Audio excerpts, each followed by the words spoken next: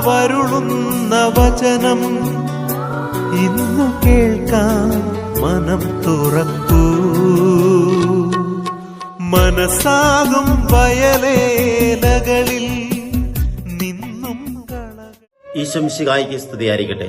കർത്താവ് അരുളുന്ന വചനത്തിലേക്ക് നിങ്ങൾക്കേവർക്കും സ്നേഹപൂർവ്വം സ്വാഗതം. ഇന്നത്തെ വചന വിചിന്തനം വിശുദ്ധ മത്തായിയുടെ സുവിശേഷം 15-ാം അധ്യായം 10 മുതൽ 20 വരെയുള്ള തിരുവചനമാണ്. മനുഷ്യനെ അശുദ്ധനാക്കുന്നത് പുറത്തുനിന്ന് അകത്തേക്ക് പോകുന്നതല്ല, ഹൃദയത്തിൽ നിന്ന് പുറത്ത് വരുന്നതാണ്. ഒരു സ്ഥലത്ത് 2 കിണറുകൾ ഉണ്ടായിരുന്നു. ഒന്ന് പുറത്തുനിന്ന് അതിമനോഹരമായി അലങ്കരിച്ചിരുന്നതായിരുന്നു, എന്നാൽ അതിലെ വെള്ളം മലിനമായിരുന്നു. മറ്റേ കിണർ പുറമേ സാധാരണ രൂപമായിരുന്നെങ്കിലും അതിലെ വെള്ളം ശുദ്ധവും ജീവദായകവുമായിരുന്നു. ഒരു യാത്രക്കാരൻ ആദ്യ കിണറ്റിന്റെ ഭംഗി കണ്ട് അവിടെ നിന്നും വെള്ളം കുടിച്ചു.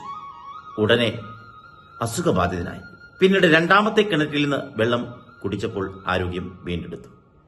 അപ്പോൾ ഗ്രാമത്തിലെ ഒരു വൃദ്ധൻ പറഞ്ഞു, പുറമെയുള്ള ഭംഗിയല്ല ജീവിതം നൽകുന്നത്, ഉള്ളിലെ ശുദ്ധിയാണ്. ഇത് തന്നെയാണ് ഇന്നത്തെ സുവിശേഷത്തിൽ യേശു നമ്മെ പഠിപ്പിക്കുന്നത്. മനുഷ്യനെ അശുദ്ധനാക്കുന്നത് ഭക്ഷണമോ പുറം ചടങ്ങുകളോ അല്ല, ഹൃദയത്തിൽ നിന്ന് പുറപ്പെടുന്ന ദുഷിച്ച ചിന്തകളും വാക്കുകളും പ്രവൃത്തികളുമാണ്. വചന വിചിന്തനം. പരീശന്മാർ പുറമെയുള്ള നിയമങ്ങൾക്കും ആചാരങ്ങൾക്കും അമിത പ്രാധാന്യം നൽകിയിരുന്നു. എന്നാൽ യേശു അവരുടെ ശ്രദ്ധ ഹൃദയത്തിന്റെ വിശുദ്ധിയിലേക്കാണ് തിരിക്കുന്നത്. നമ്മുടെ ഹൃദയത്തിൽ നിന്നാണ് സ്നേഹം, കരുണ, ക്ഷമയും ഉദിക്കുന്നത്. അതുപോലെ അസൂയ, വിദ്വേഷം, അഹങ്കാരം, കള്ളം, അപവാദം എന്നിവയും ഹൃദയത്തിൽ നിന്ന് തന്നെയാണ് പുറപ്പെടുന്നത്. അതുകൊണ്ട് ക്രൈസ്തവ ജീവിതത്തിന്റെ യഥാർത്ഥ സൗന്ദര്യം പുറം കാഴ്ചകളിൽ അല്ല, ശുദ്ധമായ മനസ്സിലും വിശുദ്ധമായ ഹൃദയത്തിലുമാണ്. ജീവിത സന്ദേശം: പുറമെ നല്ലവനായി കാണപ്പെടുന്നതിനേക്കാൾ ഉള്ളിൽ നല്ലവനായിരിക്കുവാൻ ശ്രമിക്കാം. നമ്മുടെ വാക്കുകളും ചിന്തകളും പ്രവൃത്തികളും ദിവസവും പരിശോധിക്കാം.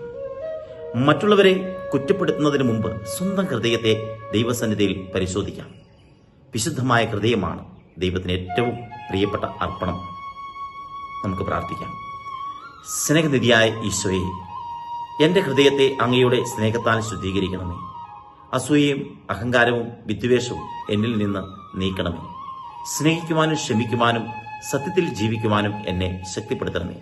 എന്റെ ജീവിതം അങ്ങയെ മഹത്വപ്പെടുത്തുന്ന വിശുദ്ധ സാക്ഷ്യമായി മാറട്ടെ. സർവശക്തനായ ദൈവം നിങ്ങളെ ഓരോരുത്തരെയും സമൃദ്ധമായി അനുഗ്രഹിക്കട്ടെ. പിതാവിന്റെയും പുത്രന്റെയും പരിശുദ്ധാത്മാവിന്റെയും നാമത്തിൽ ആമേൻ.